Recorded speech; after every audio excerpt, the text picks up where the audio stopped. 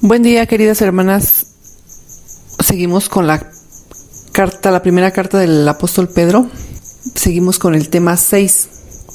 A este tema 6 yo le puse de título Dios no tiene favoritos. Y vamos a leer Primera de Pedro, capítulo 1, a partir del versículo 17 al 21.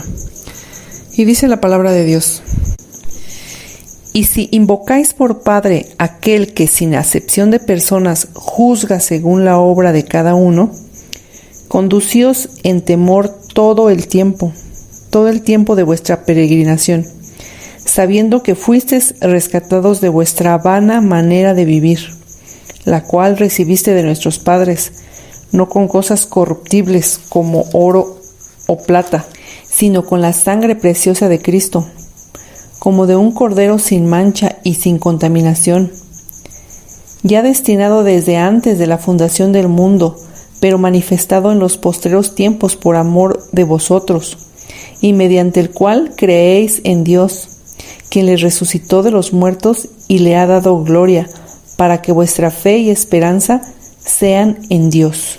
Bueno, hermanas, pues si recordamos un poco del tema anterior, estos versículos del 13 al 25 nos está Pedro exhortando a que llevemos una vida santa.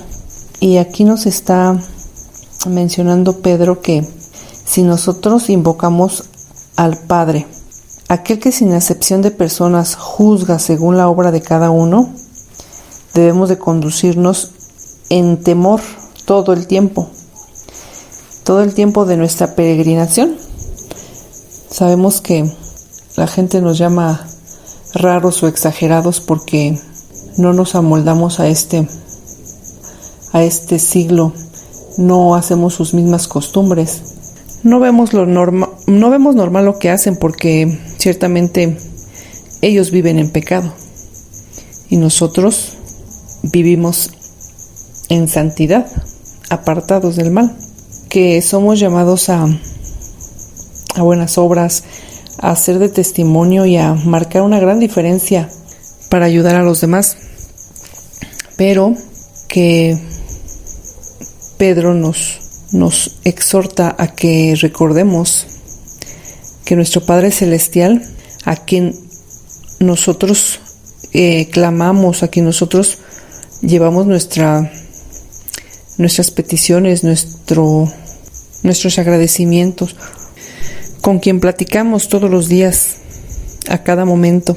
Ese Dios, ese Padre Celestial no tiene favoritos, porque Él nos juzga o nos recompensa según lo que hagamos.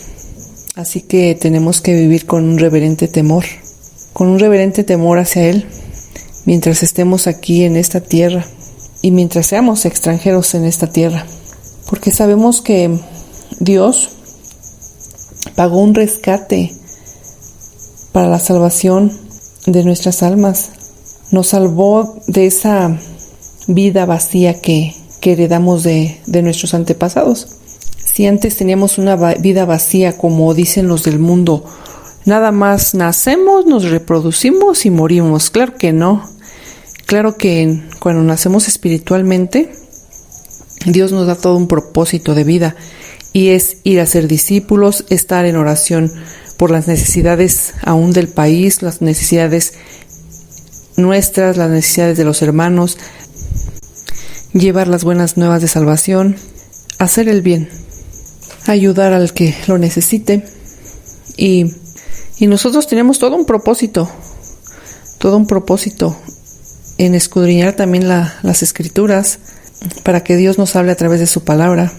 Y este rescate que Él pagó no consistió simplemente en oro o plata, sino fue la preciosa sangre de Cristo, el Cordero de Dios que no tiene pecado ni mancha.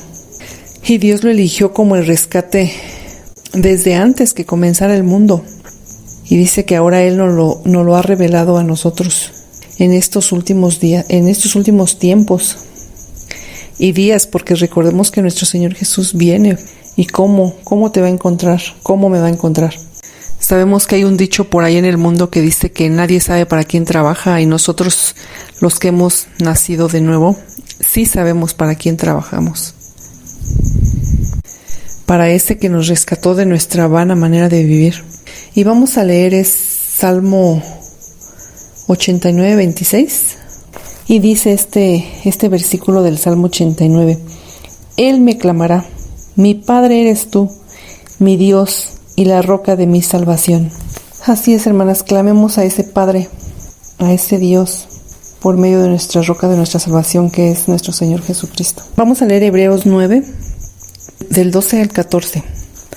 Dice la palabra de Dios: y no por sangre de machos cabríos, ni de becerros, sino por su propia sangre, entró una vez para siempre en el lugar santísimo, habiendo obtenido eterna redención.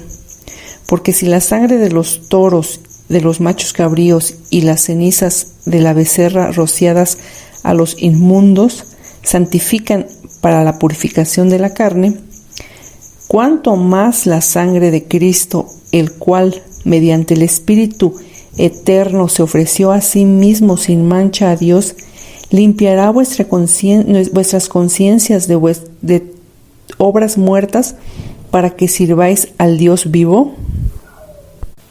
Así es, hermanas, el rescate que Él pagó no consistió simplemente en oro y plata, sino fue la sangre de nuestro Señor Jesucristo, de ese Cordero de Dios que no tiene pecado ni mancha.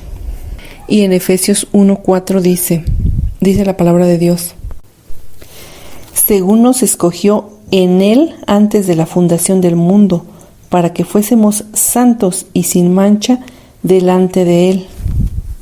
¿Y cómo es esto posible? Pues solo a través del Espíritu Santo y siguiendo las pisadas de nuestro Señor Jesucristo es como vamos a lograr este andar aquí en la tierra como peregrinos.